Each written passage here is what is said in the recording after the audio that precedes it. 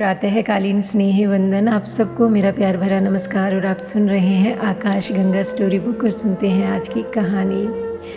अगर तुम बुद्ध पुरुषों की वाणी भी सुनते रहो तो धीरे धीरे तुम पाओगे कि तुम्हारे आसपास जो झूठ का एक जाल था वह खिसकना शुरू हो गया।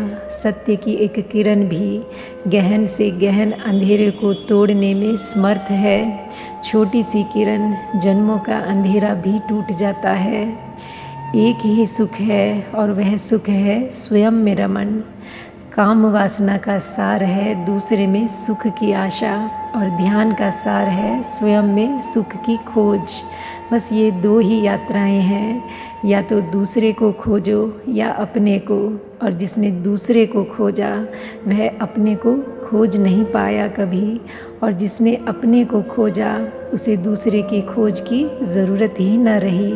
जिसने अपने को पा लिया उसने सब पा लिया। सूफ़ी फ़कीर हुआ बाहुद्दीन। उसकी बड़ी ख्याति थी, उसके शब्द बड़े गहरे थे, उसका व्यक्तित्व बड़ा अनूठा था। दूर दूर से लोग यात्रा करके उसके पास आते, लेकिन सभी ठीक कारणों से आते हों ऐसा नहीं है, क्योंकि कारण तो तुम्हारे भीतर होता है।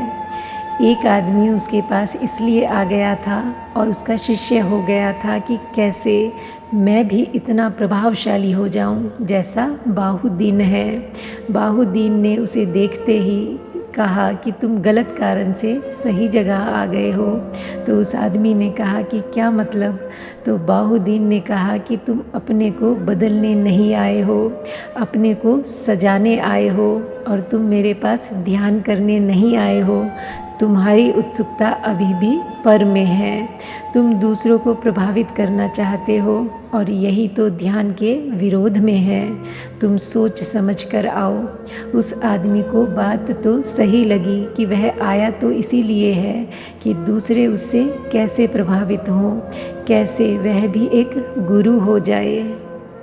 गुरु होने की आकांक्षा काम वासना है, बाहुद्दीन ने कहा, क्योंकि तुम्हारी नज़र इस पर है कि दूसरे मुझे कैसे माने, कैसे पूजें। ध्यानी इस बात की चिंता करता है कि कैसे मैं स्वयं हो जाऊं।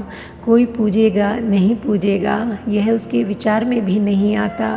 कोई पूजेगा या पत्थर मारेगा ये दूसरे समझें। ध्यानी अपने में डूबता है। वो बात तो सही लगी। अब उसको बाहुद्दीन के सामने आना भी मुश्किल हो गया, तो वह छिप कर आने लगा, यह देखने कि ज़रूर कोई तरकीब होगी इस आदमी के पास जिसकी वजह से लोग इतने प्रभावित होते हैं। तो एक दिन बाहुद्दीन ने अपने खीसे से एक हीरा निकाला और कहा कि यह हीरा ऐसा ही मूल्यवान है जैसा सत्य मूल्यवान होता है, और यह हीरा बड़ा चमत्कारी है। तो उस आदमी ने सोचा कि मिल गई बात, यह इसी हीरे की वजह से यह आदमी इतना प्रभावी है। तो रात में छिप गया वह। जब सब सो गए तो वह अंदर गया, खीसे में से बाहुद्दीन के हीरा निकालकर भाग खड़ा हुआ। लेकिन हीरा लेकर उसने बड़ी कोशिश की, कोई प्रभावित नहीं हुआ। हाथ में रख कर बैठा रहे, कोई पूजा ना करे। वह बड़ा परेशान हुआ कि मामला क्या है, हीरा तो वही है। तो ऐसे वर्ष बीत गए। तो एक दिन बाहुद्दीन उसके द्वार पर आया और उसने कहा कि अब बहुत हो गया, अब वह हीरा वापस लौटा दो। तो उस आदमी ने कहा, लेकिन मैं इसी हीरे के बल पर बड़ा प्रभाव पैदा करने की कोशिश कर रहा हूँ, कोई प्रभावित ही नहीं होता, मामला क्या है? तो बाहुद्दीन ने कहा कि जब तक तू हीरा ना हो जाए तब तक तेरे हाथ में आया हीरा भी पत्थर हो जाएगा, और तू अगर हीरा हो गया तो तेरे हाथ में आया हुआ पत्थर भी हीरा हो जाएगा। तू कब तक बाहर की चीज़ों में परेशान रहेगा? इस हीरे में कुछ भी नहीं रखा है, तू इसे अब वापस लौटा दे। उस दिन जानता था कि तू छिपा है, इसलिए हीरा निकाला था ताकि तुझसे छुटकारा हो जाए। जब तू रात निकाल कर ले गया जेब से तब भी मैं जागा था, क्योंकि योगी कहाँ सोता है।